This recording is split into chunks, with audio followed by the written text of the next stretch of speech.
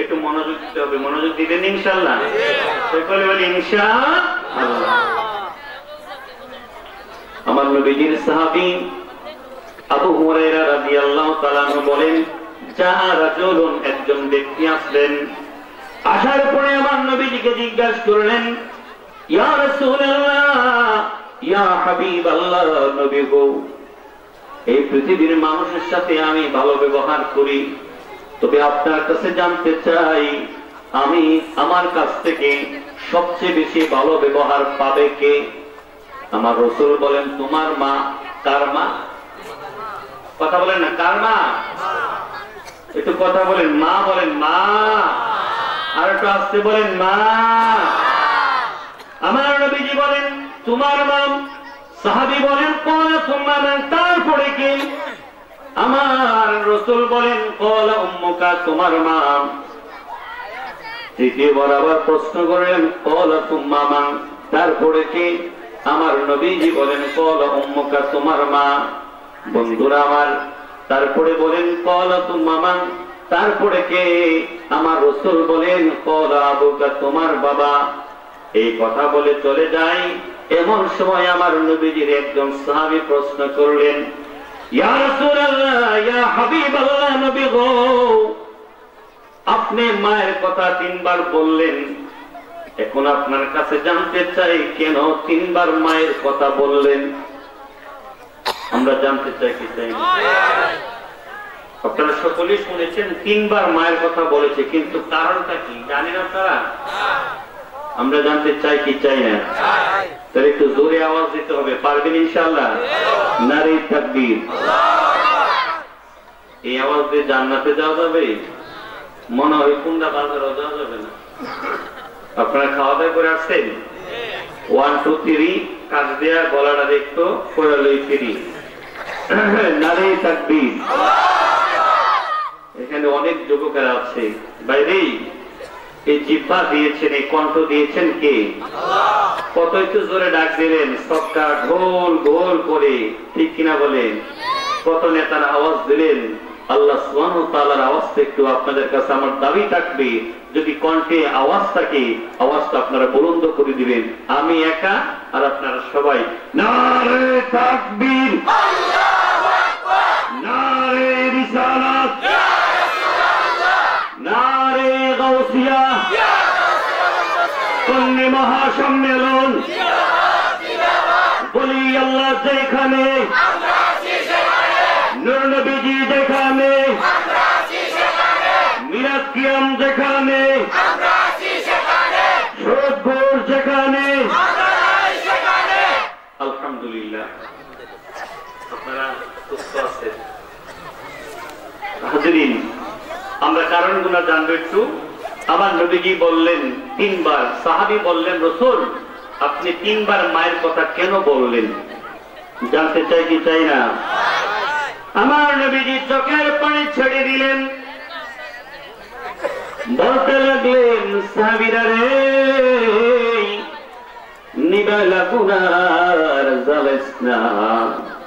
আমি রাসূল মায়ের গর্ভে যখন আমার বয়স 6 বছর, তখন আমি আমার মা বাবাকে খারাই। আর আমার মায়ের গর্ভে যখন আমার বয়স 6 মাস, তখন আমি আমার বাবাকে হারাই। আর আমার বয়স যখন 6 বছর 2 মাস, তখন আমি আমার বাবাকে হারাই। আমি মায়ের সেবা করতে পারি নাই, বাবার সেবা করতে পারি নাই রে সাহাবী। শুনে রাখো, আমি কেন 3 বার বললাম। তোমরা 3 বারের ব্যাখ্যা নিতে যদি চাও, আমি রাসূলের কাছে চাইতে হবে না। তোমরা আমার আল্লাহ সুবহানাহু ওয়া তাআলা যে কোরআন নাযিল করেছে, ওই কোরআনের দিকে তোমরা তাকাও, তাহলে তোমরা আমি কেন মায়ের কথা 3 বার বলেছি, তোমরা ওইটা খুঁজে বের করতে পারবে বলে সুবহানাল্লাহ। আমরা কোরআনের দিকে তাকালাম, ইয়া রাসূলুল্লাহ কোরআনে কোথায় বলা আছে মায়ের কথা? আমার নবীজি বলেন সূরা আহকাফ। সূরার নাম কি বলে?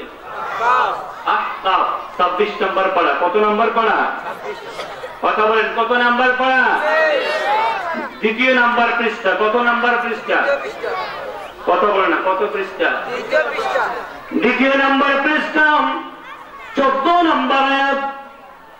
আল্লাহ রাব্বুল আলামিন বলেন, আউযু বিল্লাহি মিনাশ শাইতানির রাজীম ওয়া ওয়াসাইনাল ইনসানা বিওয়ালিদাইহি ইহসানা। আল্লাহু আকবার। আল্লাহ বলেন, হে পৃথিবীর সন্তানেরা, আমি আল্লাহর নির্দেশ, আমি আল্লাহর হুকুম, আমি আল্লাহর অর্ডার হলো তোমরা তোমাদের মা বাবার সাথে ভালো ব্যবহার করবে। বড় করে বলে সুবহানাল্লাহ। কি ব্যবহার করবে? এটা কি সুন্নত নাকি ওয়াজিব? একজন বলেছে ফরজ। এটা কি ফরজ? নামাজ পড়া যেমন ফরজ, মা বাবার সাথে ভালো ব্যবহার করাটাও কি? আর তো জোরে বলেন কি? আল্লাহ তোমার কাছে জানতে চাই, কেন মা বাবার সাথে ভালো ব্যবহার করব?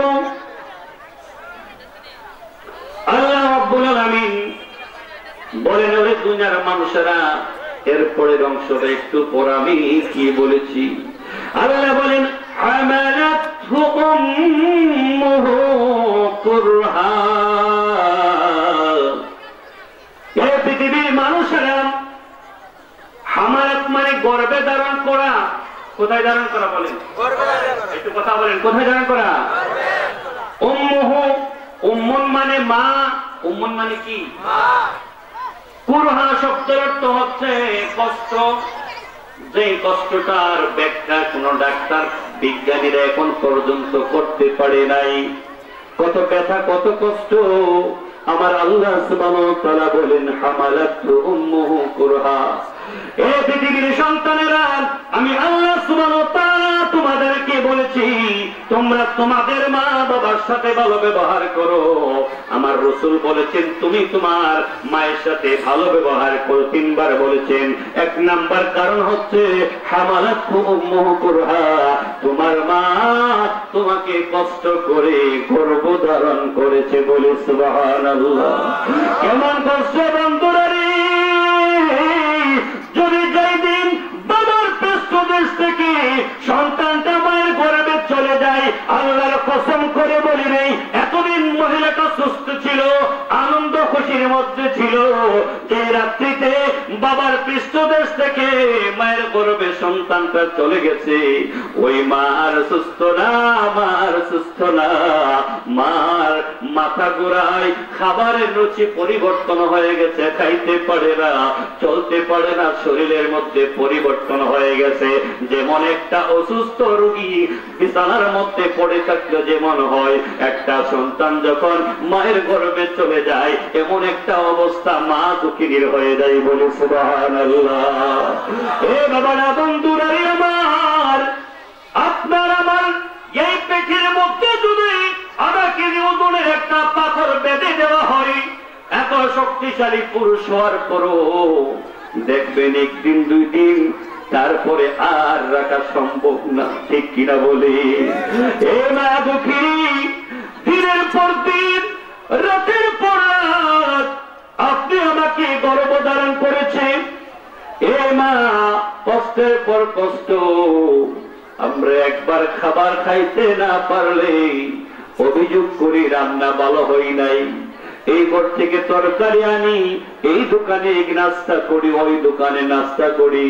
বাবারা, বন্ধুরা আমার, যেই মাত্র মায়ের গর্ভে সন্তান গিয়েছে, পৃথিবীর মধ্যে এমন কোন রেস্টুরেন্ট, হোটেল বাইর হই নাই যে একটা খাবার মার রুচি সম্মত করে রান্না করে দিতে পারবে। কারণ সন্তান গর্ভে যাওয়ার কারণে মার জিহ্বার যত রকমের স্বাদ ছিল সবগুলো স্বাদ নষ্ট হয়ে গেছে। যত ভালো খাবার আছে নাকের কাছে দিলে তার কাছে বিষের মতো মনে হয়। বলে, মা মা মা, তুমি এই তরকারি ঘরের মধ্যে রেখো না, আমার বমি বমি হয়। আল্লাহু আকবার। আমার আল্লাহ বলেন, হামালাতহু উম্মুহু কুরহা।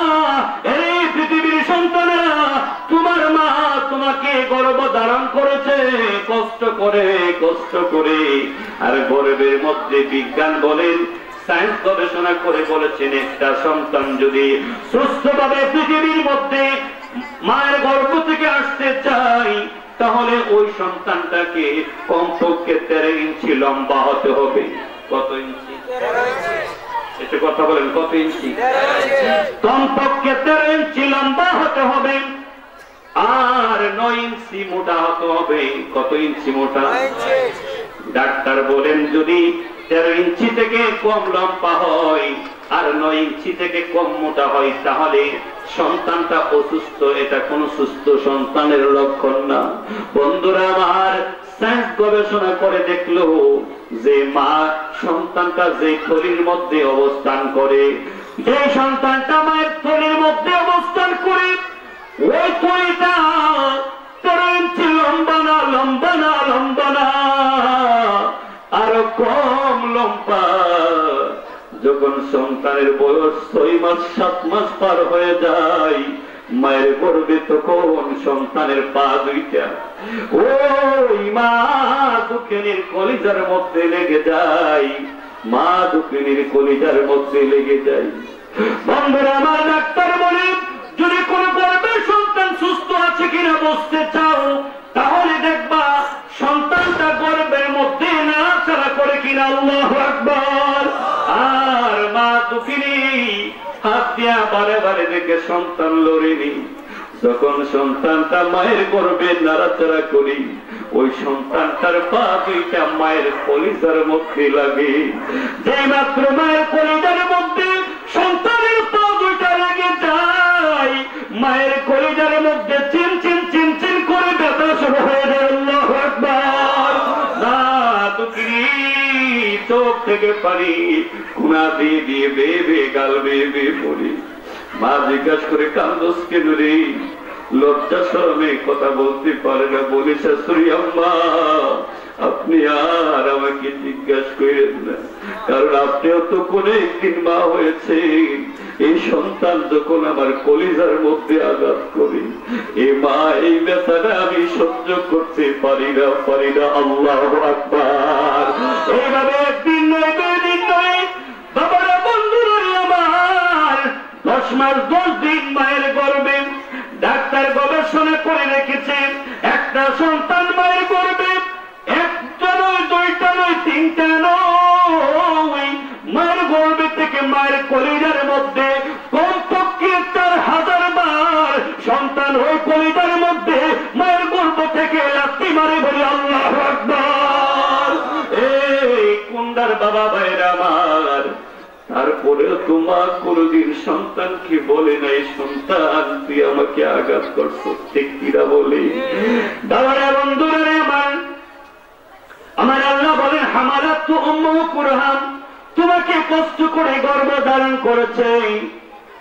তারপরে আমার আল্লাহ বলেন, ওয়া ওয়াদাআতহু কুরহা, তোমাকে তোমার মা কষ্ট করে প্রসব করেছে। সুবহানাল্লাহ বলেন না? কষ্ট করে প্রসব করেছে। এই পৃথিবীর মধ্যে যারা মা হয়েছে তাদেরকে যদি জিজ্ঞাসা করা হয় আপনার সবচেয়ে বড় কষ্টের কোন সময়টা গেছে, প্রত্যেকটা মা বলবে, আল্লাহি বিল্লাহি হুজুর, আমি যখন আমার সন্তান ডেলিভারি করতে যাই, প্রসব করতে যাই, এর চেয়ে ভয়ঙ্কর কষ্টের সময় আমার জীবনে আর আসে নাই। সুবহানাল্লাহ বলেন না? বন্ধুরা আমার, সায়েন্স গবেষণা করলো কমপক্ষে 9 ইঞ্চি মোটা হতে হবে। একটা সন্তান যখন এই পৃথিবীর মধ্যে আসতে চায়, আবার বন্ধুরা আমার, মার এই সরু রাস্তা দিয়ে এই বিশাল দেহের একটা মানুষ, কোন কোন সন্তান তার চেয়ে আরো বেশি মোটা হয়ে যায়। এই জন্য দেখা যায় মা সন্তান প্রসব করতে গিয়ে কত রক্ত যায়, এবং এই বাংলাদেশের মধ্যে হাজার হাজার মা বোনেরা সন্তান প্রসব করতে গিয়ে মারা যায়, ঠিক কিনা বলে? বন্ধুরা আমার, আমি শিক্ষকতা করি প্রাইমারি স্কুলের মধ্যে 3য় শ্রেণীর ছাত্র সাব্বির নামে একটা ছেলে ডাকতে বলে, হুজুর মা বলেছে চলে যাওয়ার জন্য। সাথের ছেলে বলে, হুজুর সে মিথ্যা কথা বলেছে। আমি বললাম, বাবারে কেন মিথ্যা কথা বলেছ? গভীর মনোযোগ যুবক দাঁড়ায় বলে, হুজুর মিথ্যা কথা কেমনে আপনি শুনে? আমি আমার খালামণির কাছে বড় হয়েছি, খালামণিকে মা করে রাখি। আমার নানু বলেছে, আমার মা যখন আমাকে প্রসব করতে যায়, প্রসব বেদনা যখন শুরু হয়ে যায়, 1 ঘন্টা 2 ঘন্টা 3 ঘন্টা বাড়ির মধ্যে চেষ্টা করেছে। মা দুঃখিনী চোখের পানি ছেড়ে দিয়ে কান্দে কান্দে আর কান্দে, আর তার মারে ডাক দিয়ে বলে, মা সন্তান প্রসব করা এত কষ্ট, আগে জানলে করে দিন সন্তান করবে তখন করতাম না। আল্লাহু আকবার। এমন সময় আমার অর্ধেকটা শরীর মায়ের গর্ভ থেকে বের হয়েছে, আরেক অর্ধেকটা শরীর মায়ের গর্ভের ভিতরে রয়ে গেছে।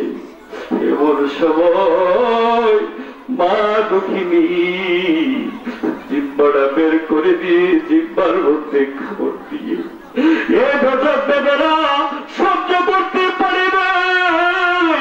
হুজুর আমার বাবাকে প্রসব করতে গিয়ে অর্ধেকটা শরীর বের হওয়ার পরে প্রসব যন্ত্রণায় আমার মা দুঃখিনী ইন্তেকাল করেছে বলে। আল্লাহু আকবার। আরে মায়ের কান্দন যাবো দিয়ে মা, আর 2-4 মাস মনের কান্দন রে, আর ঘরের পরিবারের কান্দন কয়েকদিন পরে থাকে না। দুঃখের দরদি আমার জনম দুঃখী মা, গর্ভধারিণী মা জনম দুঃখিনী মা, দুঃখের দরদি আমার জনম দুঃখী মা। 10 মাসে 10 দিন বাড়ে গর্বে দিচ্ছে ঠাই, রক্ত আমার ববে আইলাম ভাই, ভূমিষ্ঠ হয়ে আমি উঠিলাম কান্দিয়া, শান্ত করিল মায়ে বুকের পথ দিয়া। আরে সন্তানের সাগর কালী,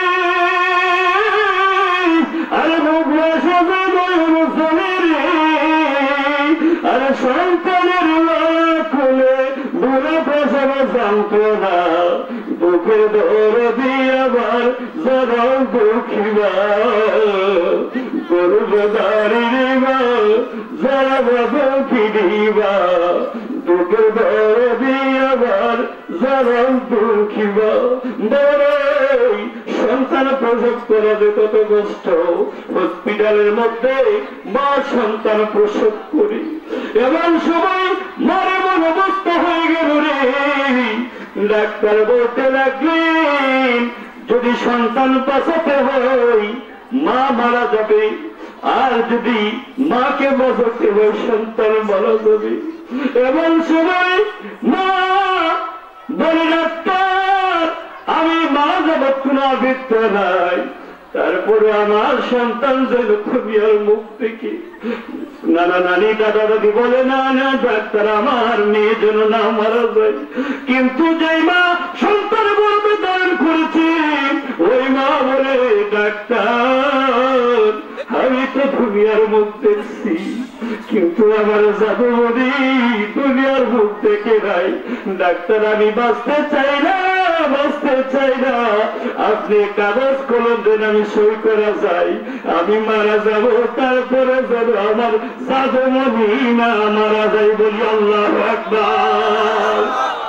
বাবারা বন্ধুরা, আমার এমন কষ্ট করে সন্তান প্রসব করেছে, আমার আল্লাহ বলেন ওয়াদাআতু কুরহা, সন্তান প্রসব করা অনেক বড় কষ্ট। এই জন্য আমার রাসূল বলেন, সাহাবীরা রে আমি একবার বলেছি মার সাথে ভালো ব্যবহার করো, তার কারণ হইল তোমার মা তোমাকে কষ্ট করে গর্ভধারণ করেছে। 2 নম্বরে বললাম মার সাথে ভালো ব্যবহার করো, কারণ তোমার মা তোমাকে কষ্ট করে প্রসব করেছে বলে। সুবহানাল্লাহ। সাহাবী দাঁড়ায় বলে, হুজুর তিন নাম্বার, আপনি কেন বললেন মার সাথে ভালো ব্যবহার করার জন্য? আমার নবীজি ডাক দিয়ে বলে, সাহাবীরা রে, তোমরা কোরআন শরীফ খুলো। কোরআন শরীফ খোলার পরে 21 নম্বর পারা আর 11 নম্বর পৃষ্ঠা সূরা লোকমানের 15 নম্বর আয়াত তোমরা দেখো।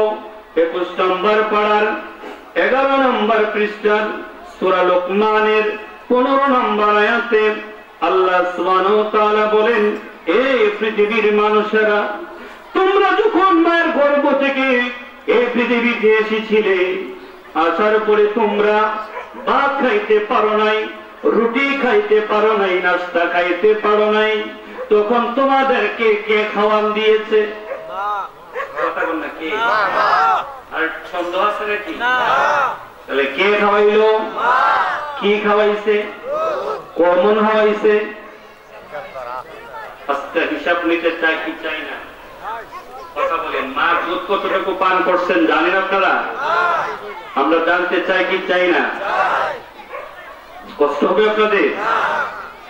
বাবারা, বন্ধুরা আমার, আল্লাহ রাব্বুল আলামিন বলেন, এ পৃথিবীর মানুষেরা, তুমি যখন মায়ের গর্ভ থেকে পৃথিবীর মুখ দেখেছ, আমি রব্বুল আলামিন তোমাকে পৃথিবীর কোন খাবারের ব্যবস্থা করি নাই। একটা খাবার, এই খাবারটা হচ্ছে দুধ, আর এইটা অন্য কোনো থেকে পাওয়া যাবে না, একমাত্র তোমার মায়ের বুকের মধ্যে। আর এই দুধটা তুমি কয় বছর পান করেছ? আমার আল্লাহ সুবহানাহু ওয়া তাআলা বলেন, ওয়াফিসালুহু ফি আমাইন। আল্লাহু আকবার। কত বছর? কথা বলেন, কয় বছর? 2 বছর। এখন যদি প্রশ্ন করি, বাবারা রে, আপনারা প্রথম দিন যখন মায়ের গর্ভে থেকে এই জমিনে আসছেন, ওই দিন আপনি কতবার মায়ের দুধ পান করেছেন বলতে পারবেন? বন্ধুরা আমার, সায়েন্স গবেষণা করলো, ডাক্তার গবেষণা করলো, প্রথম দুদিন সন্তান ভূমিষ্ঠ হয়, এরপর থেকে প্রথম সপ্তাহ, দ্বিতীয় সপ্তাহ, এইরকম করে 1 মাস পর্যন্ত দিনে রাইতে কমপক্ষে সন্তানটা 50 বারের উপরে মায়ের দুধ পান করে। চিৎকার করে বলি সুবহানাল্লাহ, আল্লাহু আকবার। দিন নাই রাত নাই এই পান করছে দুধ, আবার প্রস্রাব করেছে, খিদা লেগে গেছে, মার চোখ লেগে গেছে, এমন অবস্থায় সন্তান চিৎকার ভাবে সকলে চোখ বন্ধ করে ঘুমায়, কিন্তু মা দুঃখিনী ঘুমাইতে পারে নাই। শীতের রোদুরিতে বুক উদান করে দিয়া এই জাদু মনের কুলি নিয়ে দুধ পান করা, আবার চোখ লেগে যায়, সন্তান প্রস্রাব করে দেয়, আর প্রস্রাব করলে সন্তানের খিদা লেগে যায়। যখন চিৎকার মারে সন্তানটা, মা দুঃখিনী ঘুমাইতে পারে না, মা দুঃখিনী তার মনের মধ্যে জাগ্রত হয়ে যায়, আমার জাদুমণির বুঝি খিদা লাগছে, কেমনে আমি ঘুমায় থাকবো? পারবো না, পারবো না। এমন সময় সন্তানকে কোলে নিয়ে দুধ পান করাই, বলি সুবহানাল্লাহ। 1 বার নয়, 2 বার নয়, কমপক্ষে 50 বার এই প্রথম 1 মাস আপনাকে আমাকে মা দুধ পান করেছে, বলি সুবহানাল্লাহ। বাবার বন্ধুরা আমার, ডাক্তার প্রমাণ করে দিল, একটা মানুষ যখন খাবার খায়, খাবারটা 2 ভাগ হয়। কয় ভাগ বলেন? আমি তো আসলে সিলাওয়ালা করতেছি, আমার কথা বুঝলেন না আপনারা নাকি?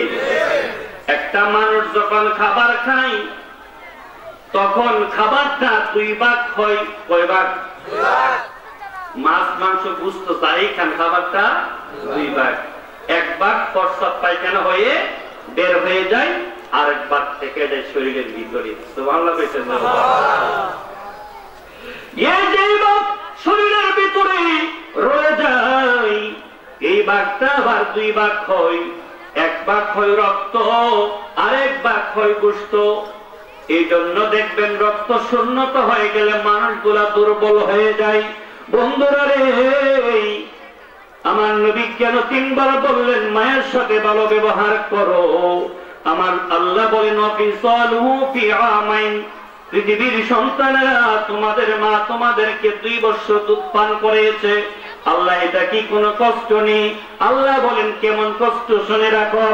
যে মা সন্তানকে দুধ পান করায়, এই মা যখন খাবার গ্রহণ করেন, খাবারটা 2 ভাগ হয়, 1 ভাগ প্রস্রাব পায়খানা হয়ে বের হয়ে যায়, আর 1 ভাগ থেকে যায়। এই ভাগটা আবার 2 ভাগ হয়, 1 ভাগ গোশতের জন্য আর 1 ভাগ রক্তের জন্য।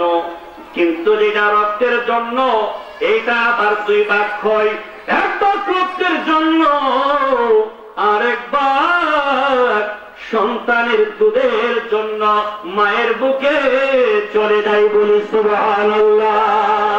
এই জন্য যেই মা সন্তানকে দুধ পান করে না, ওই মহিলা যে শক্তির মালিক, যে শক্তির অধিকারী, যে মা সন্তানকে দুধ পান করায়, এই মেয়েটা তার থেকে অধিক দুর্বল, কারণ তার মধ্যে রক্ত কম, তার খাবারটা সন্তানের দুধ হিসেবে খেয়ে ফেলে, ঠিক কিনা বলে?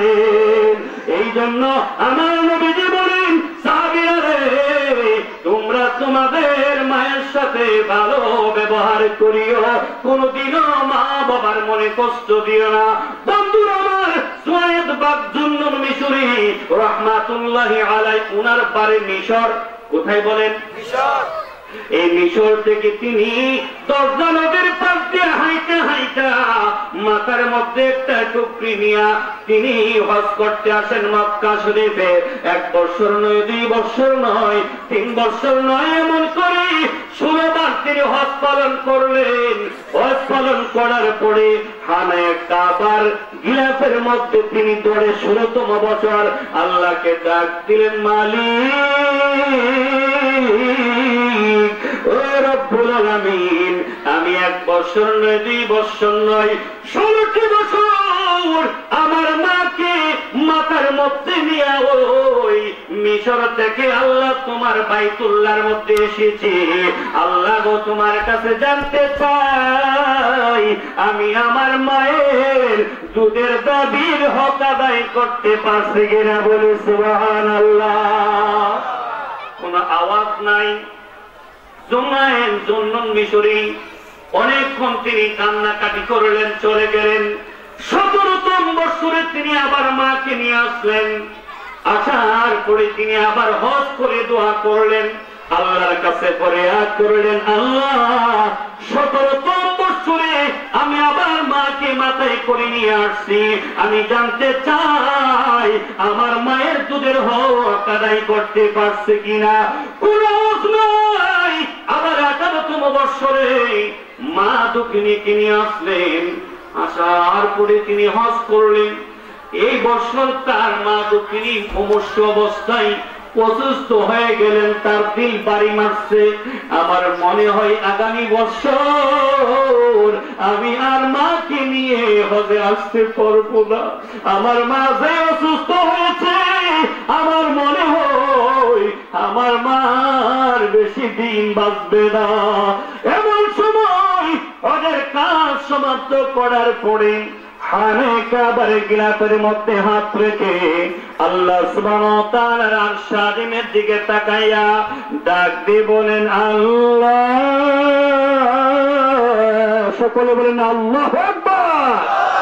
আল্লাহ। আবার বলে হয় আমি আর মাকে নিয়ে তোমার বাইতুল্লাহ শরীফে আসতে পারবো না, আমার মা অসুস্থ হয়ে গেছে।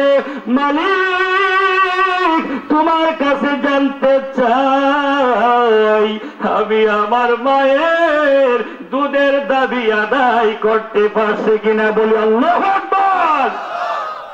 এমন সময় গায়ের থেকে এলহাম হয়ে গেল, আওয়াজ এসে গেল, ওরে জুন্নুন মিশরি,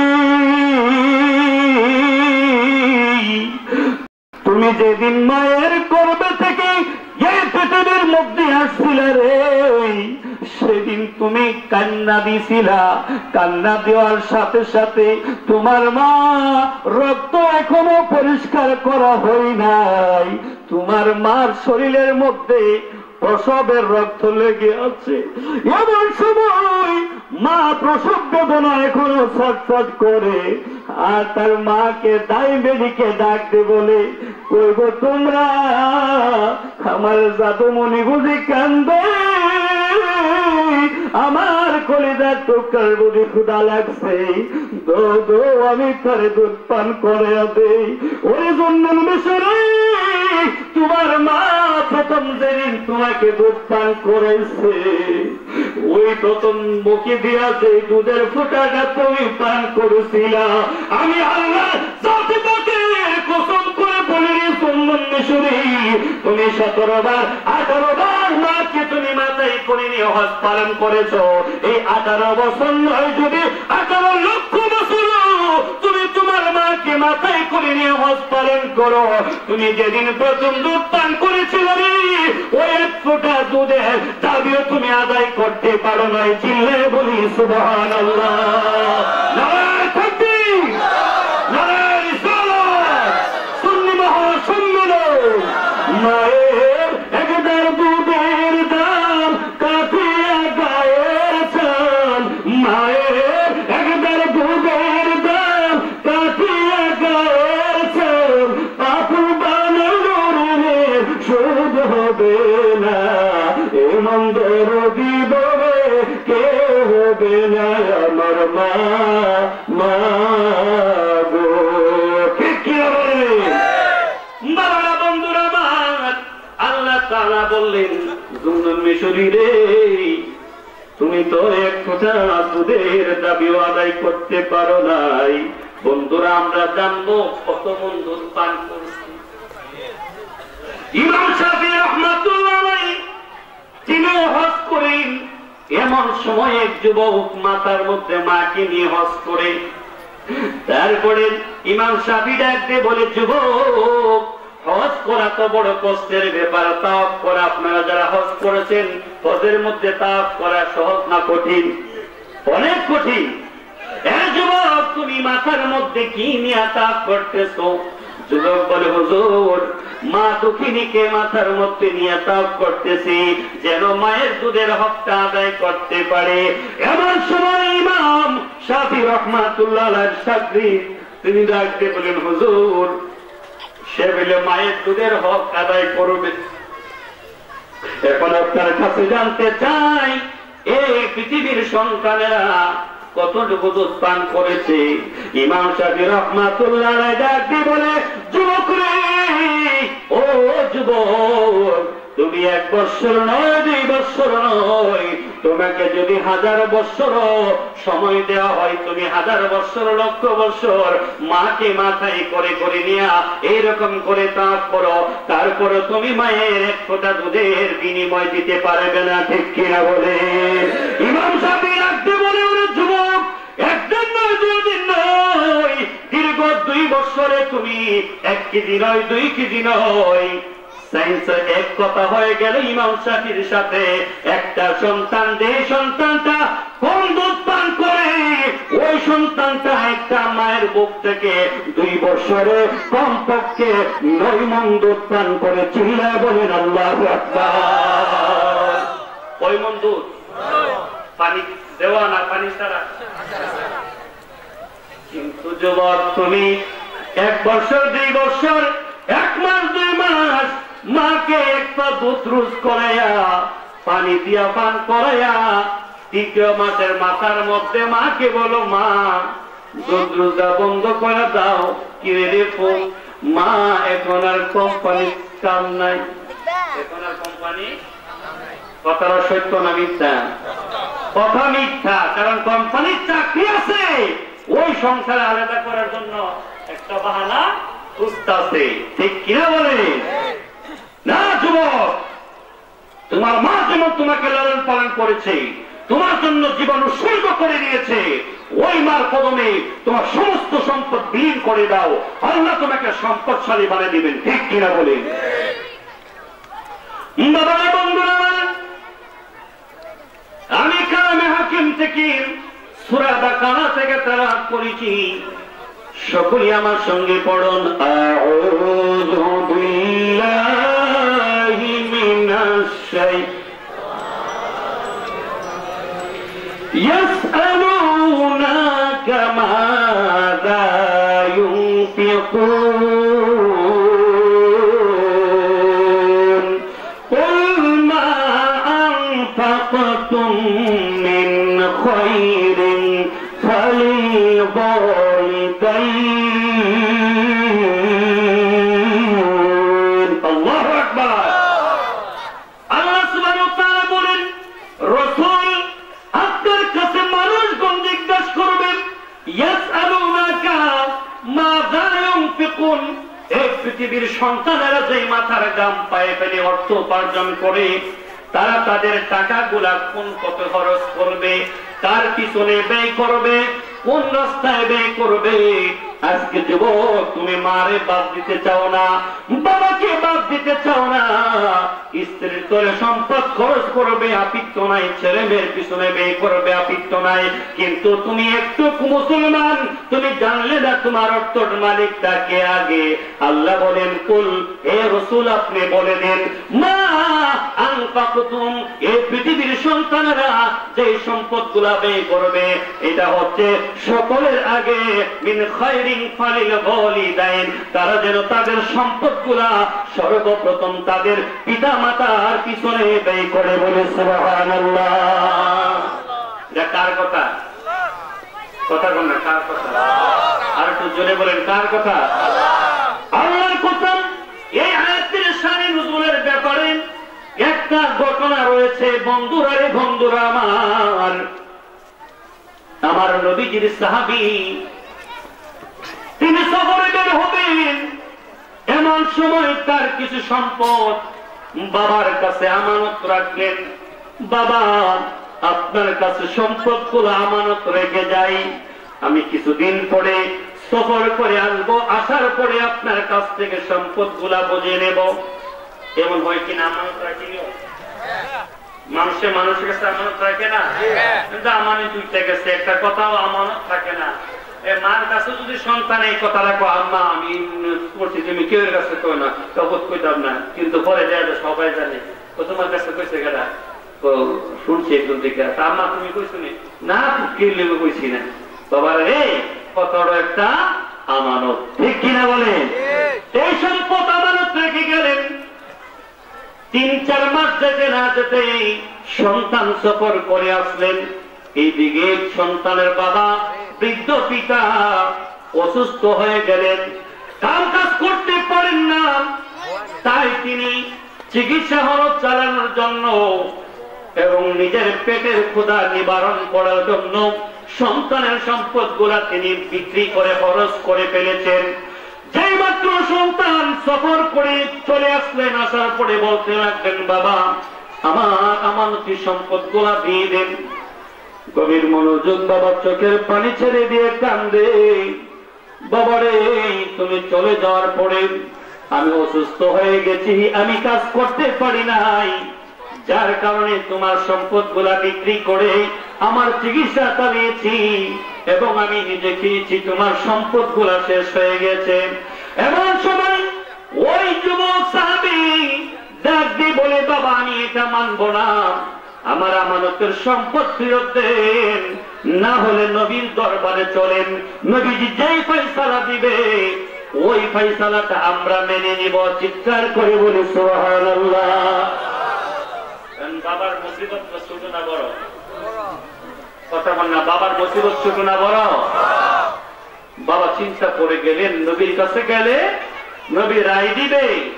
আমানত সম্পদ বাবা হোক আর মা হোক, ভাই হোক আর বোন হোক, নেতা হোক, যে হোক, আমানত সম্পদ খেয়ানত করা, কথা বলেন, আমানত সম্পদ খেয়ানত করা যায় না। এই বৃদ্ধ পিতা তিনি বললেন, যুবক, আরে আমার সন্তান, আমাকে তুমি নবীজির দরবারে নিয়ে লজ্জিত কইরো না, কারণ নবীজি যেই ফয়সালা নেই বিচার করবেন, বিচার বাবার পক্ষে যাক আর সন্তানের পক্ষে যাক, এটা ছোট বড় দেখবেন না, তিনি নেই বিচার করবেন। ঠিক কিনা বলেন? নবীর দরবারে কি ঘুষ চলছে? আমাদের সমাজে আসেনি? আরো আসতে বলেন, আসেনি? স্বামী স্ত্রী ঝগড়া লাগাইয়া দিয়া সমাজের কিছু নেতারা স্ত্রী থেকেও ঘুষ খায়, স্বামী থেকেও আসেনি। আরে আছে কিনা বলেন? বন্ধুরা আমার, আমার নবীজি বলেন আর রাশি ওয়াল মুরতাসি ওয়ার রাইশ কিলাহুমা ফিল জাহান্নাম। বাবা, যে ঘুষ দেয়, যে ঘুষ নেই, যে ঘুষের লেনদেন লেখালেখি করে, এই তিন জনে একই গুনার বাগী, তারা সকলেই জাহান্নামী হয়ে যাবে। চিৎকার করে বলি নাউযুবিল্লাহ। আমার নবীজি ইনসাফ প্রতিষ্ঠা করার জন্য আসলেন। আমার নবীজির কাছে যুবক তার বাবাকে ধরে ধরে নিয়ে যায়। যুবকের বাবা, বৃদ্ধ বাবা চোখের পানি ছেড়ে দিয়ে কান্দে, আর আকাশের দিকে তাকায় বলে, মালিক, আমি বাবা হিসেবে সন্তানের সম্পদ খেয়ে ফেলেছি, আর তুমি যদি আমাকে ক্ষমা না করো, আমার পক্ষে যদি রায় এর ব্যবস্থা না করো, আমার বিপক্ষে যদি রায় চলে যায়, পৃথিবীর মানুষগুলা কিয়ামত পর্যন্ত আমাকে লানত দিবে। কেমন বাবা সন্তানের সম্পদ আত্মসাৎ করে খেয়ে ফেলেছে, ঠিক কিনা বলে? এই কথা বলে বলি ওই বাবা চোখের পানি ছেড়ে দিয়ে দিয়ে কান্দে।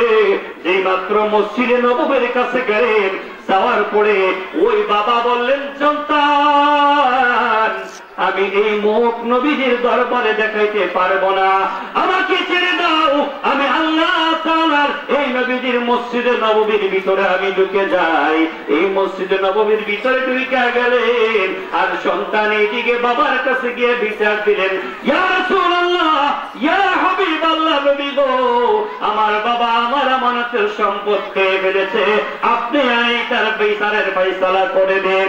এমন সময় আমার নবীজি সন্তানের পক্ষে রায় দিবেন। আল্লাহ বলে, জিবরাইল, মসজিদে নববীর মধ্যে সন্তানের বাবা বৃদ্ধ পিতা চোখের পানি ছেড়ে ছেড়ে বলে, আল্লাহ, আমি অসুস্থ হয়েছি বিদায় সন্তানের সম্পদ খেয়ে ফেলেছি, যদি আমার বিপক্ষে রায় দাও, কিয়ামত পর্যন্ত পৃথিবীর মানুষগুলো আমাকে লানত দিবে। আল্লাহ, তুমি ছাড়া আমাকে কেউ বাঁচাইতে পারবে না, ঠিক কিনা বলে? বলেন ঠিক কিনা? এই বাবা চোখের পানি ছেড়ে দিলেন। এমন সময় আল্লাহ বলে, জিবরাইল, যাও যাও, আমার নবীকে গিয়ে বলো, আজকে বাবা এবং সন্তানের বিচারের ফয়সালা আপনি দিবেন না, এই সন্তান এবং বাবার বিচারের ফয়সালা আরশে আজিম থেকে আমার আল্লাহ ফয়সালা করে দিবেন। বড় করে বলে সুবহানাল্লাহ। আল্লাহুম্মা সাল্লি আলা সাইয়্যিদিনা মাওলানা বিওয়ানা শাফিওয়ানা মাওলানা আল্লাহুম্মা সাল্লি আলা সাইয়্যিদিনা মুহাম্মাদিনা বিওয়ানা শাফিওয়ানা মাওলানা মুহাম্মাদ। আল্লাহুম্মা সাল্লি আলা সাইয়্যিদিনা। বাবারা, বন্ধুরা, আমার কষ্ট হইতাছে, খারাপ লাগতেছে, বুঝছি তো, আমার একটু লেখা বই রয়েছেন আর কি, না এলে আমরা নতুন বক্তার ওয়াজ শুনতে না তারা কি খারাপ লাগতেছে?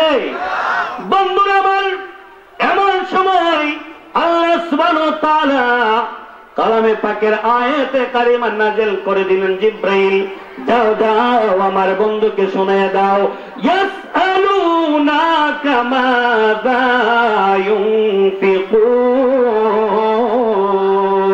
ইয়া রাসূলুল্লাহ, ইয়া হাবিবাল্লাহ, নবী গো, আপনার কাছে পৃথিবীর মানুষগুলা জানতে চাইবে তারা তাদের উপার্জিত সম্পদগুলা কোন রাস্তায় ব্যবহার করবে, কার পিছনে তারা সম্পদগুলা ব্যয় করবে। আপনি বলে দিন, কুল মা আনফাকতুম মিন খাইরিন ফালিল ওয়ালিদাইন। ইয়া রাসূলুল্লাহ, ইয়া হাবিবাল্লাহ, নবী গো, আপনি বলে দিন তারা যেন তাদের সম্পদগুলা সর্বপ্রথম ব্যবহার করে তাদের মা বাবার পিছনে। সুবহানাল্লাহ। কার পিছনে? এটা কার কথা? সবাই বলেন, কার কথা? ও যুবক, থেকে বলে যায়, মা বাবার পিছনে সম্পদ ব্যয় করলে কোনদিন গরিব হই না, আল্লাহ সুবহানাহু ওয়া তাআলা তাকে ধনী বানাইয়া দেবে। বলি সুবহানাল্লাহ। বাবারা, বন্ধুরা আমার, এমন সময় আমার নবী বলেন, সাহাবী, তোমার বাবাকে মসজিদে নববী থেকে ধরে নিয়ে আসো। ওই সন্তান গিয়ে দেখে বাবা ফুফড়ায় কান্দে, আর বলে, যুবক সন্তান রে, আমাকে নবীজির কাছে নিস না, স্মরণ দিস না, নবী কি ফায়সালা দিছে আমাকে একটু শোনায়া দে। যুবক বলে, বাবা আমিও জানি না, নবীজি পাঠিয়েছেন আপনাকে নবীজির কাছে যাওয়ার জন্য। নবীজির কাছে গেলেন, যাওয়ার পরে আমার নবীজি বলেন, সাহাবী রে, এটা আমার কথা না, আল্লাহ সুবহানাহু ওয়া তাআলা বলেছেন, ওরে পৃথিবীর সন্তানেরা, তোমাদের উপার্জিত যে সম্পদ আছে, এই সম্পদ সর্বপ্রথম তোমরা ব্যয় করবে তোমাদের মা বাবার পিছনে। বলে সুবহানাল্লাহ। এই কথা বলে বললেন, সাহাবী, তোমার বাবা তোমার যে সম্পদ আমানতে রেখে ফেলেছে, এইগুলা মূলত তোমার না, বরং এইগুলা তোমার বাবারই সম্পদ। সুবহানাল্লাহ। এটার ফায়সালা আমি দেই নাই, আল্লাহ সুবহানাহু ওয়া তাআলা দিয়েছে। যুবক সাবধান সাবধান, কোনদিন এই বাবার জন্য এই যে কে ফেলেছে এটার জন্য আর কোটা দিবে না, আর কোনদিন বাবাকে শরম দিবে না। কারণ যদি শরম দাও, আল্লাহর কসম তোমার সমস্ত ইবাদত বন্দেগী বরবাদ হয়ে যাবে। নাউযুবিল্লাহ। সমস্ত ইবাদত বরবাদ হয়ে যাবে। এমন সময় সাহাবীরা দুজন বাবা সন্তান কোলাকুলি করে চলে যায়। নবীজি ডাক দিয়ে বলেন, যুবক শুনে যাও। যুবককে আবার নিলেন, নেওয়ার পরে বলেন, যুবক আল্লাহর ফায়সালা হলো সম্পদগুলো মা বাবার পিছনে ব্যয় করবে, কিন্তু আমি রাসূলের ফায়সালা হলো আনতা ওয়া মালুকা বিআবিকা, আনতা ওয়া মালুকা বিআবিকা। এর সন্তান, তোমার সম্পদ যেমন মা বাবার, ঠিক তেমনিভাবে তুমিও তোমার মা বাবার। একজন মনিব তার গোলামকে যেইভাবে ব্যবহার করে, ঠিক তদ্রূপভাবে সন্তানদের তুমি তোমার বাবার জন্য গোলাম হয়ে যাও। বাবা তোমাকে যেইভাবে পরিচালনা করতে চায় সেইভাবে যেন পরিচালনা করতে পারে, কোন শব্দ যেন তোমার মুখ দিয়ে না আসে, তাহলে তোমার জন্য সফলতার চাবি আল্লাহ তোমাকে জান্নাতের উচ্চ মাকাম দেবে। বলে সুবহানাল্লাহ। আল্লাহু আকবার।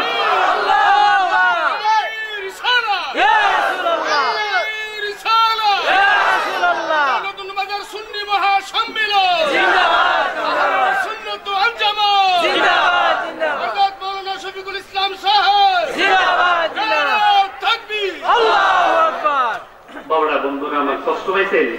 তাহলে মা বাবার পিছনে ইনশাআল্লাহ ব্যয় করবো কিনা? আল্লাহ কবুল করে সকলে বলে আমিন। হাজরিন, আমার একটা বাজে অভ্যাস, যদি একটা বিষয় আলোচনা করি আমি অন্যদিকে যাইতে পারি না। খারাপ লাগতেছে?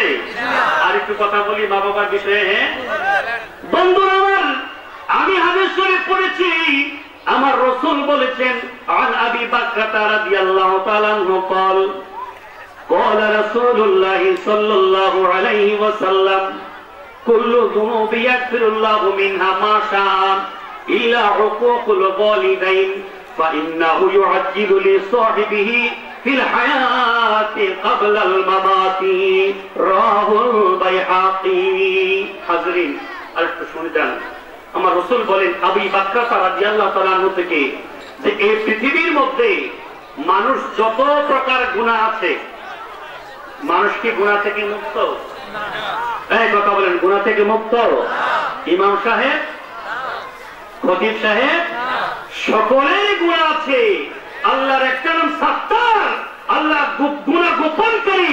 আল্লাহ যদি গুনাহ গোপন না করত, ইমাম সাহেব, খতিব সাহেব, মাওলানা সাহেবদের চরিত্র যদি ওপেন করে দিত, তাহলে সাধারণ মুসল্লিরা তাদেরকে সালাম পর্যন্ত দিত না। ঠিক কিনা বলে? তাহলে বোঝা গেল সকলেই কি গুনাহগার। আমার রাসূল বলেন, এই পৃথিবীর মানুষ গুনাহ করবে, এটাই মানুষের নিয়ম। কিন্তু আল্লাহর ইচ্ছা হলো পৃথিবীর মানুষেরা তোমরা যত গুনাহ করো, সব গুনাহ আমি ইচ্ছা করলে ক্ষমা করে দিতে পারি দুনিয়াতে। ইল্লা, কিন্তু সাবধান, উকুকুল ওয়ালিদাইন, কিন্তু পৃথিবীর মানুষেরা তোমরা যে কেউ মা বাবার সাথে বেয়াদবি করবে, মা বাবার মনে কষ্ট দিবে, আমি আল্লাহর জাতি পাকের কসম, আমি আল্লাহ সুবহানাহু ওয়া তাআলা নামাজ পড়ো নাই, মাফ করে দিতে পারি, রোজা রাখো নাই, মাফ করে দিতে পারি, জেনে বিচার করেছ মাফ করে দিতে পারি। কিন্তু যদি মা বাবার মানে কষ্ট দাও, আল্লাহ সুবহানাহু ওয়া তাআলার ইচ্ছা হলো আমি পৃথিবীতে সন্তানকে ক্ষমা করব না। যদি মা বাবা ক্ষমা না করে, আমি আল্লাহ সুবহানাহু ওয়া তাআলা ফাইন্নাহু ইউআজ্জিলু লিসাহিবিহি ফিল হায়াতি ক্বাবলা আল মামাতি, এই সন্তানকে মা বাবা যদি ক্ষমা করে না যায়, তার ইন্তেকালের আগে মা বাবার মানে কষ্ট দেওয়ার কারণে আমি আল্লাহ তাআলা তাকে জমিনের মধ্যে এই মা বাবার মানে কষ্ট দেওয়ার কারণে শাস্তি দিবই দিবই দিবই। এটা আমার আল্লাহর ইচ্ছা। চিৎকার করে বলে আল্লাহু আকবার। আল্লাহর ইচ্ছা। নামাজ হক জাকাত ত্রুটি হয়ে গেছে, আল্লাহ মাফ করে দিতে পারেন। কিন্তু মা বাবার সাথে গুস্তাখি করবে, আল্লাহ বলে যে না, আমি এটা কবরে তো দিব, হাসরও দিব, কিন্তু কবরে হাসরে দেওয়ার আগে এই জমিনের মধ্যে মা বাবার সাথে বেয়াদবি করার কারণে শাস্তি দিয়ে দিব। চিৎকার করে বলি নাউযুবিল্লাহ। তাহলে কি বাবা মা বাবার মানে কষ্ট দিব? আরে কেমন সওয়াব! আমার রাসূল বলেন যে সন্তান মা বাবার দিকে সুনজর দিবে, কি নজর? একবার দিলে একটা হজের সওয়াব। যদি দৈনিক 100 বার দেয় কত হজের সওয়াব? 100টি হজের সওয়াব। হাজির মনে রাখবেন, এই হাদিসের ব্যাখ্যায় মুহাদ্দিসিন কেরাম লিখেছেন, পৃথিবীর সন্তানেরা তোমার মা মারা গিয়েছে, বাবা মারা গিয়েছে, তার জানাজা হয়ে গেছে, তুমি দাফন করবে। কবরের মধ্যে মাকে শোয়া দিয়েছো, বাবাকে শোয়া দিয়েছো, এমন সময় যদি সন্তান নেই, মার চেহারা থেকে ওই কাপড়ের কাপড়টা একটু সরায়া মার দিকে যদি একটু মহব্বতের দিকে তাকাও, বাবার কাপড়ের কাপড়টা সরায়া বাবার চেহারার দিকে যদি মহব্বতের দিকে তাকাও, আমার আল্লাহর ইচ্ছা হলো ওই যুবক তুমি যাও কবরের মধ্যে নামাজ পড়ো, মা বাবার চেহারার দিকে, মৃত মা বাবার চেহারার দিকে মহব্বতের দৃষ্টি দিয়েছ, আমি আল্লাহর ফায়সালা হলো এই সময় যতবার তুমি দৃষ্টি দিয়েছ, প্রত্যেকটা দৃষ্টি দেওয়ার বিনিময়ে আমি আল্লাহ তোমাকে হজের সওয়াব দান করব। বড় করে বলি সুবহানাল্লাহ। আল্লাহু আকবার। বন্ধুরা আমার নবী সফরে বের হয়ে গেলেন।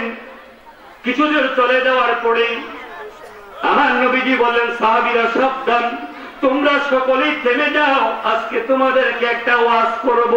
সাহাবায়ে কেরাম থেমে গেলেন। এমন সময় আমার নবীজি মনটা নরম হয়ে যায়, মা বাবার কথা মনে পড়ে যায়।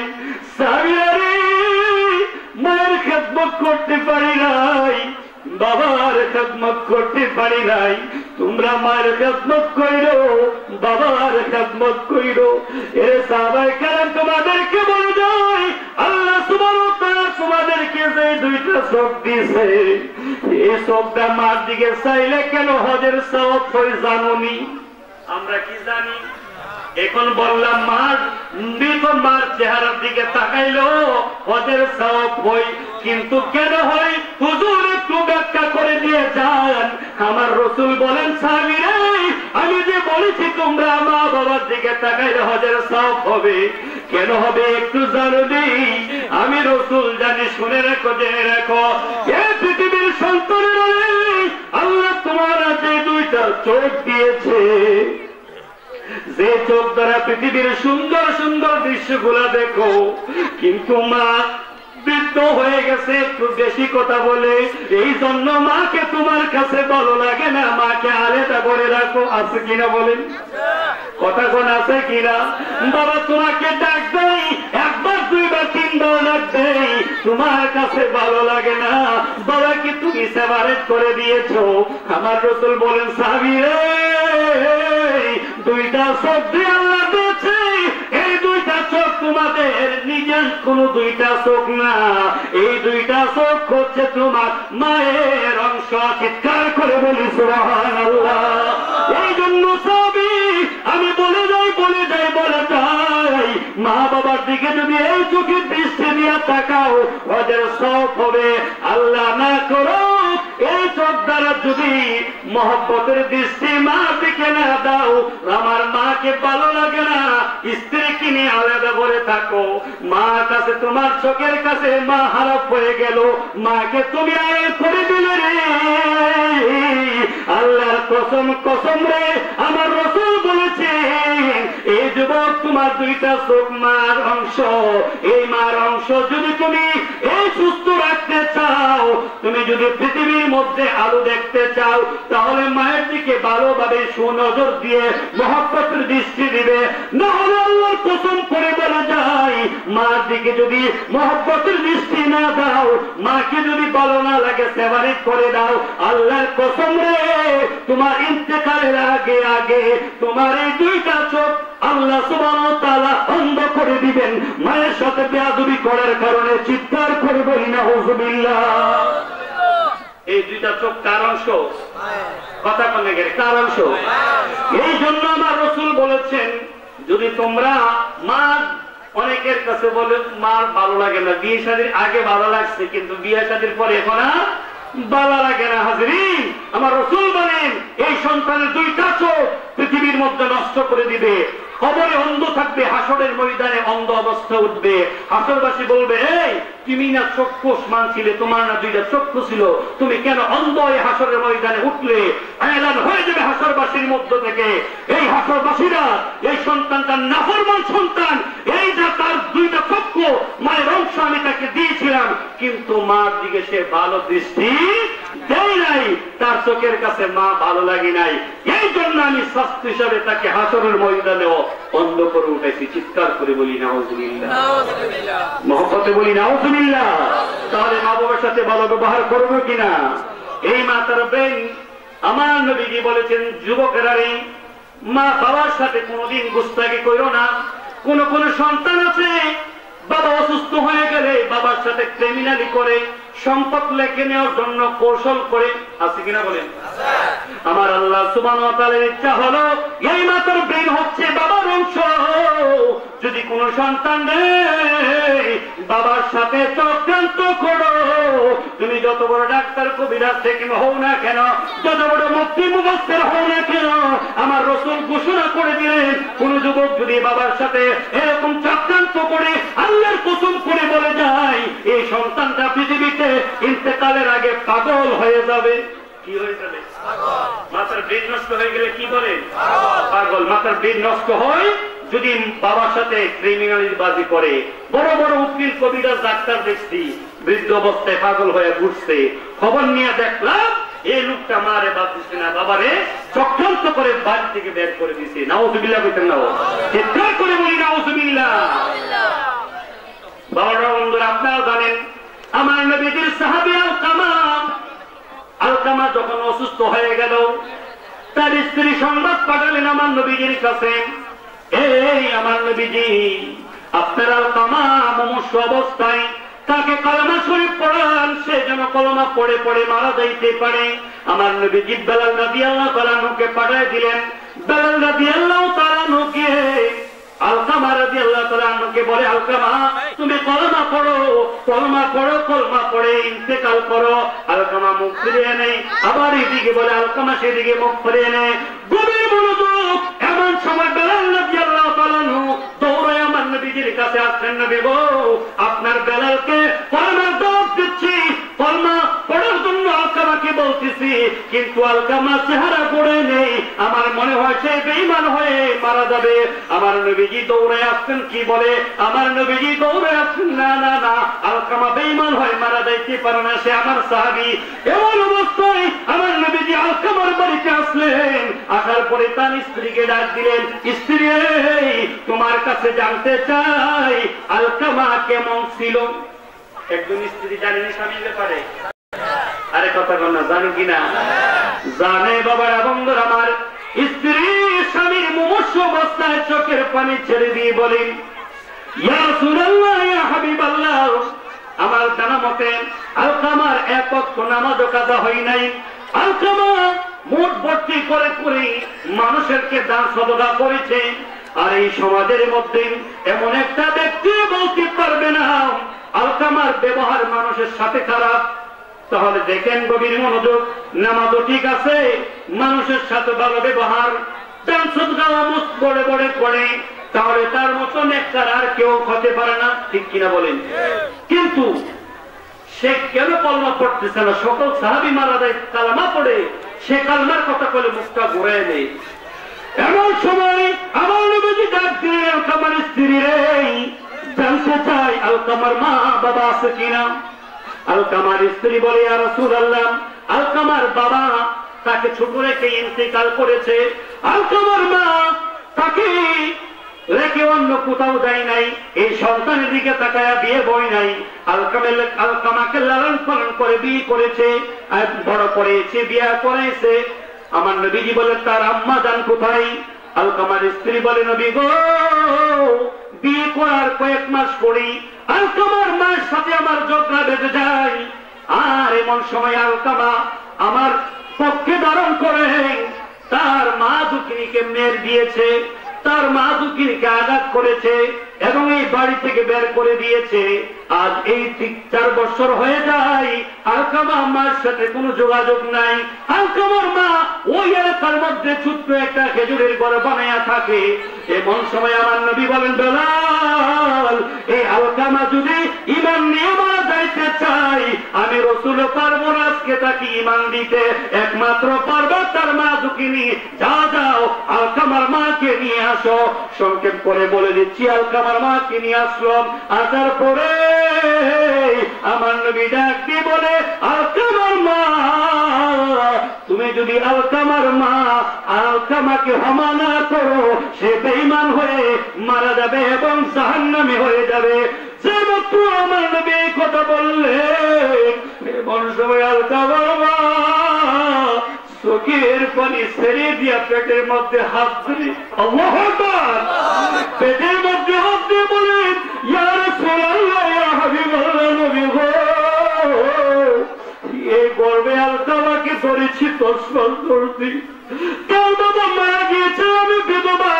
এই মক্কা মদিনার বিধবা মেয়েরা কত জায়গায় বিয়ে বসেছে, 2টা 3টা 5টা সন্তানকে ফেলে রেখে চলে গেছে অন্য জায়গায়। আমি আলকামাকে রেখে কোথাও যাই নাই, আলকামাকে বড় করেছি, বিয়ে করে দিয়েছি। স্ত্রীর সঙ্গে ঝগড়া হয়ে যায়, এমন সময় আলকামা এই স্ত্রীর পক্ষ ধারণ করে আমার এই গর্বের মধ্যে আঘাত করেছে, আর এই গর্বে পেটের মধ্যে তার আঘাতের চিহ্নটা এখন পর্যন্ত রয়ে গেছে। নাউযুবিল্লাহ। আলকামার মা চোখের পানি ছেড়ে দিয়ে কাঁদে আর বলে, নবী গো, যতদিন গোসল করেছি, এই প্রত্যেকটা দিন গোসলের সময় যখন পেটের দিকে তাকাই, ওই আলকামার মায়ের আঘাত যখন দেখি, এই চোখের মধ্যে আর পারে রাখতে পারি না। কেবল সন্তান রে, এই সন্তান রে গর্বে রাখলাম, এই সন্তান তুই মাতৃ, অন্য দ্বারাই কোন আদিত্য ছিল না। এই গর্বে তুই বলতে রাখলাম, আর এই গর্বের মধ্যে তুই কেমন আঘাত করবি। আমি চোখের পানি ছেড়ে দেয়া আমার কাছে বিচারতে বলব, আলকামার নামাজ খুদা হক জাগাত করে তোমার প্রিয় হতে পারে, কিন্তু আমি মা দুঃখিনীর প্রিয় আলকামা না। আল্লাহ তুমি তারে ক্ষমা করলেও আমি আলকামারে ক্ষমা করব না। চিৎকার করে বলি নাউযুবিল্লাহ। আমার নবীজির কাছে বিনয় বিনয় কান্দে, নবীজি কান্দে, আলকামার মা কান্দে, বেলাল রাদিয়াল্লাহু তাআলা কান্দে। আমার নবী বলে, মা যে অন্যায় করেছে আমার সহ্য হয় না আলকামাকে ক্ষমা করার জন্য, আমি রাহমাতুল লিল আলামিন হওয়ার পরও আমারও মন চায় না ক্ষমা করে দিতে। কিন্তু যদি ক্ষমা না করি, আপনি যদি ক্ষমা না করেন, জাহান্নামের আগুন দাওয়া করে তারে জ্বালাইব। এমন সময় আলকামার মাকে আমি ক্ষমা করব না। আমার নবী বলে, বেলাল, লাকড়ি সংগ্রহ করো, লাকড়ি সংগ্রহ করে আগুন জ্বালাও। লাকড়ি সংগ্রহ করে আগুন জ্বালানো হলো, আর বলল, বেলাল, আর কামার দল জাহান্নামের আগুনে পুরানোর আগে আগে দুনিয়ার আগুনে পুরাইয়া দেয়। তার মতো অপরাধী নাফরমান নামান চাইবার করবে 10 মাস 10 দিন রয়েছে, ওই মার করবে থাইকা এই পৃথিবীর মুখ দেখছে, ওই মার পেটের মধ্যে কেমনে আঘাত করছে।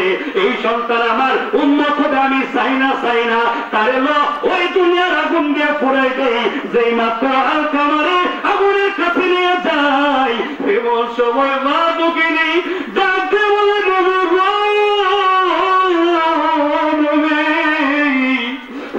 আগুনের মধ্যে ফুরাইয়েন না আমার প্রসবের কথা মনে হয়ে যায়।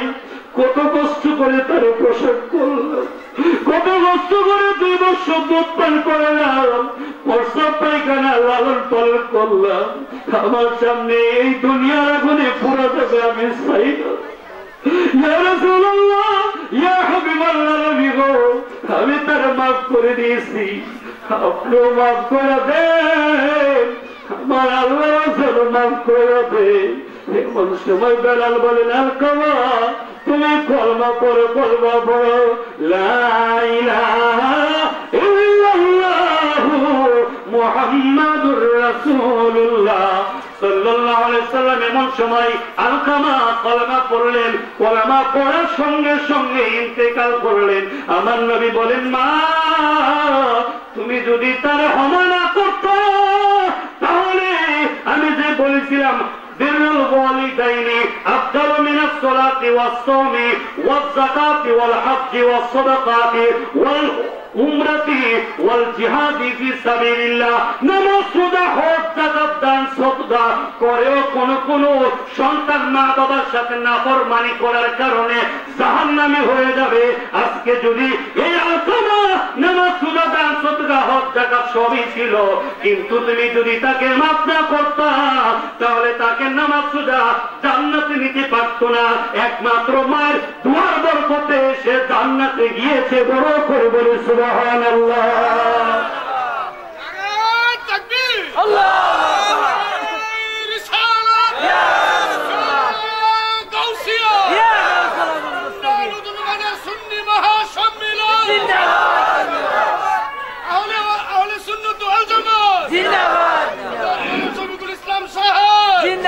সকলে বলে আলহামদুলিল্লাহ। আসতে দিয়ে দিন, আমি আলহামদুলিল্লাহ, আমি আর আমার আদর করছে কোনো মেহমান আসতে দিয়ে দিন, তাদের কষ্ট দিলাম। সন্ত্রাস জন্ম হই না, ঠিক কিনা বলে, নেককারি হই। তা আমাদের সমাজে এখন নেককার না, এখন দেখি বিল্ডিং আছে কিনা, মেয়ের ভাই বন্ধুরা বাবারা বিদেশ আছে কিনা, ঠিক কিনা বলে, তাহলে এখানে খেই। তাহলে প্রথম শর্ত হচ্ছে নেককার স্ত্রী। নেককার স্ত্রী পাইতে গেলে আপনাকে নেককার হতে হবে, ঠিক কিনা বলে।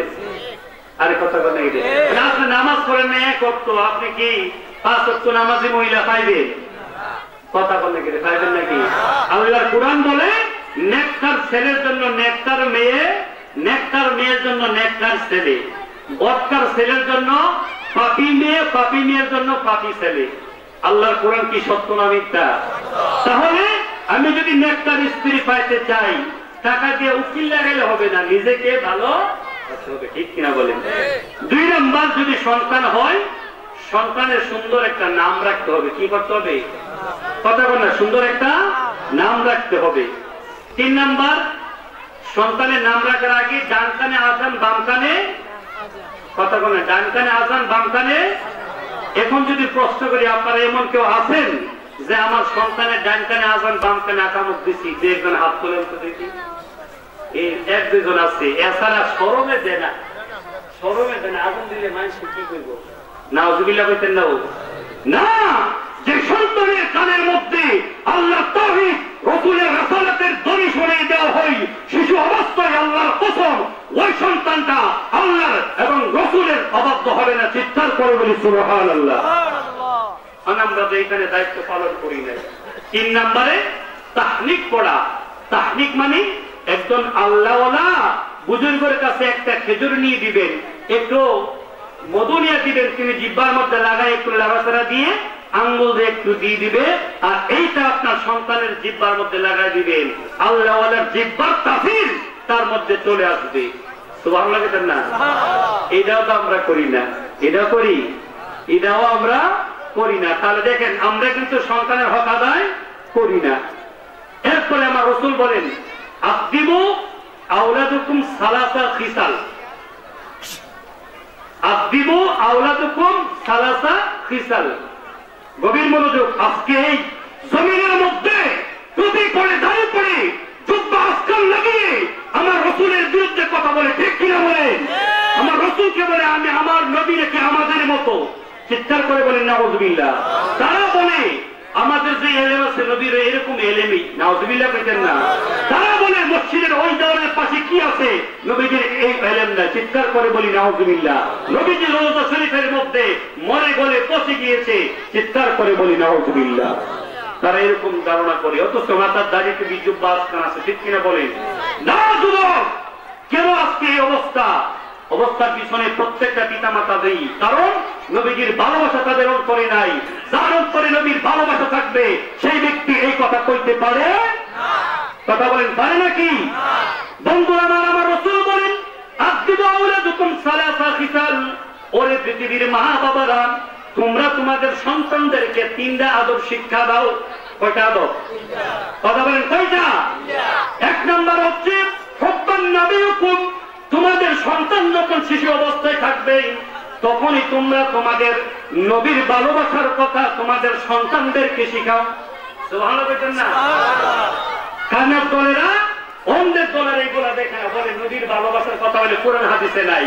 অথচ কত সুন্দর আমার রাসূল বলেন হুব্বান নাবিয়ুকা। তোমার সন্তান যখন ছোট অবস্থায় থাকে, ভূতের কাহিনী নয়, জিনের কাহিনী নয়, রাজা বাদশার কাহিনী নয়, বরং তোমার সন্তানদেরকে তোমরা সর্বপ্রথম নবীজির ভালোবাসা শিক্ষা দাও। বড় করে বলি সুবহানাল্লাহ। এবং আমার নবীজির একটা হাদিসে দেখলাম যে আমরা দাদা করে বলে দাদা ভাই দাদা ভাই, আর নতুন বাপ হলে আব্বু আব্বু আব্বু, মাও বলে আম্মু আম্মু, দাদা বলে দাদি, বলে দাদি দাদি, নানি বলে নানি নানি, মামা বলে কি মামা মামা। মানে মামার ইচ্ছে হলে আগে মামু ডাকতো, দাদাকে আমার পুত বিয়ে করেছে আগে দাদা ডাকতো শিখো, ঠিক কিনা বলেন? কিন্তু না, আমার রাসূল বলেন তোমরা তোমাদের সন্তানদেরকে প্রথম যে কথাটা শিক্ষা দিবে এটা হচ্ছে লা ইলাহা ইল্লাল্লাহু মুহাম্মাদুর রাসূলুল্লাহ সাল্লাল্লাহু আলাইহি ওয়াসাল্লাম। তাহলে লা ইলাহা ইল্লাল্লাহ, আল্লাহ সুবহানাহু ওয়া তাআলা পবিত্র, মুহাম্মাদুর রাসূলুল্লাহ তিনিও পবিত্র। আল্লাহ স্রষ্টা, রাসূল সৃষ্টি। আল্লাহ স্রষ্টা হিসাবে বান্দাকে পবিত্র করে দিবেন, রাসূল সৃষ্টি হিসাবে তার উম্মতকে পবিত্র করে দিবেন। যেই সন্তান সর্বপ্রথম বাক্য লা ইলাহা ইল্লাল্লাহ মুহাম্মাদুর রাসূলুল্লাহ শিক্ষা দিবে, ওই সন্তানরা কোনদিনও আল্লাহর বিরোধিতা, রাসূলের বিরোধিতা, আউলিয়া কেরামের বিরোধিতা করবে না, ঠিক কিনা বলে? তাহলে আমরা শিক্ষা দিতে চাই কি চাই না? সন্তানদের কুলে নিয়ে সে বলতে পারুক আর না পারুক লা ইলাহা ইল্লাল্লাহ আল্লাহ আল্লাহ মুহাম্মাদুর রাসূলুল্লাহ ইয়া রাসূলুল্লাহ স্লোগান শিক্ষা দিবেন, চাই কি চাই না? দুই নম্বর আমার নবী বলেন ওয়া হুব্বা আহলে বাইতি। আর দ্বিতীয় নাম্বার, তোমরা তোমাদের সন্তান বড়দেরকে এই পৃথিবীর মধ্যে আমি আমার আওলাদে রাসূল রেখে যাব, আমি আমার আওলাদে রাসূল রেখে যাব, আহলে বায়াত পাক পাঞ্জাতন রেখে যাব, মা ফাতেমা, আলী, ইমাম হাসান এবং হোসেনকে রেখে যাব। এই পৃথিবীর মা বাবারা, তোমরা তোমাদের সন্তানদেরকে মা ফাতেমার জীবনী শিক্ষা দিবে। যদি কোনো মেয়ে মা ফাতেমার জীবনী শিক্ষা গ্রহণ করে, ওই মেয়েটা বেপরদা হতে পারে না, ওই মেয়েটা শাশুড়ির সঙ্গে যুদ্ধ করতে পারে না, ঠিক কিনা বলেন? ওই মেয়েটা স্বামীর অবাধ্য আচরণ করতে পারে না। আল্লাহর কসম করে বলি রে ও বাবা বন্ধুরা আমার, আপনার মেয়েকে মা ফাতেমার জীবনী শিক্ষা দিবেন, আপনার সন্তানকে ইমাম হোসেনের ভালোবাসা, ইমাম হাসানের ভালোবাসা, তাদের আদর্শ শিক্ষা দিবেন। আল্লাহর কসম, যে সন্তানের মধ্যে মা ফাতেমা, ইমাম হাসান হোসেন, আলীর মহব্বত, ভালোবাসা, তাদের আদর্শ চলে আসবে, ওই সন্তানটা কোনদিন মা বাবার অবাধ্য সন্তান হতে পারে না, ঠিক কিনা বলেন? ইমাম হোসেন রাদিয়াল্লাহু তাআলা আনহু কারবালার ময়দানে ৭২টা তীর এরকম করে ২৭টা তরবারির আঘাত দিয়ে রক্ত রঞ্জিত শরীর নিথর দেহ হয়ে পড়েছে। আসরের রক্ত চলে যায়, মুসাফির মানুষ ডাক দিয়ে বলেন এরে শিমাল, আল্লাহর কসম করে বলি আমাকে 2 রাকাত নামাজ পড়ার সময় দাও, আমি তোমাদের কোনো ক্ষতি করব না, কারণ এই নামাজটা আমার আল্লাহ দিছে না, বরং আমার রাসূল আর গুনাহগার উম্মতদেরকে নাজাত পাওয়ার জন্য আমার আল্লাহর কাছ থেকে এনেছে। আমি এই পৃথিবীর আমার নানাজির উম্মতের একটা মডেল। আমি ইমাম হোসেন যদি এই অবস্থায় নামাজ ছেড়ে দেয়, আমার নবীজির উম্মতেরও নামাজ ছেড়ে দিবে। আমি দেখা যেতে চাই 72টা তরবারি, 72টা তীর এবং 27টা তরবারির আঘাত দিয়েও আমি ইমাম হোসেন নামাজ পড়তে চাই। ওরে আমার ইমাম হোসেনের পাগলেরা, সৈনিকেরা, আমাদের আদর্শ যদি ইমামে হোসেনের হয়, তাহলে কোন যুবক আজানের পরে রাস্তাঘাটে দোকানপাটে বাড়িতে থাকতে পারবে না। অবশ্যই দৌড়ায়া দৌড়ায়া ইমাম হোসেনের মহব্বতে আল্লাহকে খুশি রাজি করার জন্য মসজিদে চলে আসবে। ঠিক কিনা বলে? আমরা ওই নামাজ চাই কি চাই না? সকলে বলেন চাই কি চাই না? বাবারা, বন্ধুরা আমার, তাহলে মসজিদকে ভালোবাসতে হবে কিনা? কথা বলেন। তাহলে আমার রাসূল বলেন হুব্বা নবীকুম ওয়া হুব্বা আহলে বাইতিকুম, আমি রাসূলের ভালোবাসা শিক্ষা দাও এবং আমি রাসূলের আহলে বাইতের ভালোবাসা শিক্ষা। 3 নাম্বার হচ্ছে ওয়া কিরাআতিল কুরআন। সুবহানাল্লাহ বলেন না? সুবহানাল্লাহ। ওয়া কিরাআতিল কুরআন। এখানে একটা গোপন রহস্য আছে যে হুজুর আল্লাহ রাসূল কেন আগে বললেন নবীজির ভালোবাসা, তারপরে বললেন আহলে বাইতের ভালোবাসা? আল্লাহ রাসূল তো আগে বলতে পারতেন কোরআনের কথা। ও বন্ধুরা, কোনটা বাসীরা, আপনাদেরকে আমি জানিয়ে দিব যে এই জগতের মধ্যে শুনে রাখেন, একদল আছে কোরআন আহলে কোরআন, একদল আছে আহলে হাদিস। আহলে হাদিসের নাম ঈমান নয়, আহলে কোরআনের নাম ঈমান নয়। ঈমান হচ্ছে আমার নবীজির প্রেমের নাম। ঠিক কিনা বলেন? এই জন্য আমার রাসূল বলেছেন, আমি আগে কোরআনের কথা বলি নাই, কোরআন থেকে আমি রাসূল বড়, কোরআন থেকে আমি রাসূলের আদর্শ বড়। তোমরা যদি কোরআন মানতে চাও তাহলে আমি রাসূলকে আগে মানবে, তারপরে কোরআন মানবে। আমি রাসূলকে বাদ দিয়ে কোরআন মানলে কোরআন তোমাদেরকে জান্নাতে নিতে পারবে না। ঠিক কিনা বলেন? বাবারা, বন্ধুরা, এই জন্য সুন্নিরা নবী নবী করে, নবীর প্রেম যার অন্তরে আছে, আহলে বাইতের প্রেম যার অন্তরে আছে, এমনিতে কোরআনের প্রেম তার অন্তরে ঢুকে যায়। ঠিক কিনা বলেন? আমার রাসূল বলেন ওয়া কিরাআতিল কুরআন। 3 নম্বরে তোমরা তোমাদের সন্তানদেরকে কোরআন শিক্ষা দিবে। আমরা চাই কি চাই না? সকলে বলে চাই কি চাই না? আরে কি নিয়ামত কোরআন শরীফ! যদি আপনি একটা হরফ করেন কতটা সওয়াব? আর তো জোরে বলেন কতটা সওয়াব? এটা হচ্ছে আপনার একটা মাসলা বলে যায়। সব হুজুররা অনেক সময় বলে না কথাগুলো। আপনি যদি কোরআন শরীফ না ধরে উযু ছাড়া যদি কোরআন শরীফ পড়েন তাহলে 10টা নাকি? কয়টা নাকি? 10টা। সুবহানাল্লাহ বলেন না? সুবহানাল্লাহ। আপনি নামাজ পড়ে বের হয়েছেন, আপনার উযু ভেঙে গেছে, আপনি মুস্তা আয়াতুল কুরসি পড়তে পারবেন না? কথা বলেন, পারবেন নি? সূরা ইখলাস, সূরা ফাতিহা পড়তে পারবেন নি? একটু কথা বলে দেয়। এই জন্য যদি কেউ নামাজের মধ্যে একটা হরফ তেলাওয়াত করে দাঁড়িয়ে দাঁড়িয়ে, কিভাবে? কথা বলেন না, দাঁড়িয়ে দাঁড়িয়ে, আল্লাহ সুবহানাহু ওয়া তাআলা তাকে একটা হরফের বিনিময়ে 100টা নেকি দিবেন। সুবহানাল্লাহ। হইল না? সুবহানাল্লাহ। সুবহানাল্লাহ। চিৎকার করে বলি সুবহানাল্লাহ। দাঁড়িয়ে দাঁড়িয়ে ইমাম সাহেবের পিছনে একটা হরফ শুনছেন, কতটা নাকি? 100। আল্লাহ না করুক কোনো মানুষ যদি অসুস্থ থাকে অথবা শরীর দুর্বলের কারণে বসে বসে পড়ে, নামাজের ভিতরে যদি বসে বসে কোরআন তেলাওয়াত করে, সূরা কাফ পড়ে, তাহলে প্রত্যেকটা হরফের বিনিময়ে আল্লাহ সুবহানাহু ওয়া তাআলা তাকে 50টা সওয়াব দিবেন। সুবহানাল্লাহ। এরপরে আপনি নামাজ শেষ, উযু অবস্থায় কোরআন শরীফ দইরা দইরা পড়তেছেন দেখা দেখা, তাহলে একটা হরফের বিনিময়ে আল্লাহ আপনাকে 25টা সওয়াব দিবেন। সুবহানাল্লাহ। আরে জোরে বলুন সুবহানাল্লাহ। আর আপনি যদি উযু ছাড়া আপনি কোরআন তেলাওয়াত করেন, প্রত্যেকটা হরফের বিনিময়ে আল্লাহ আপনাকে 10টা সওয়াব দিবেন। বলি না সুবহানাল্লাহ। এখন বুঝতে পারছেন নি? এখন বলবেন হুজুর আল্লাহ কেমন ব্যবস্থা করলেন? যারা কোরআন শরীফ পড়তে জানে না তাদেরকে রাখছেন, শুনলেই কোরআন শরীফ পড়ার সওয়াব পেয়ে ফেলবেন। বলি না সুবহানাল্লাহ। নারায়ে তাকবীর, আল্লাহু আকবার, নারায়ে তাকবীর, আল্লাহু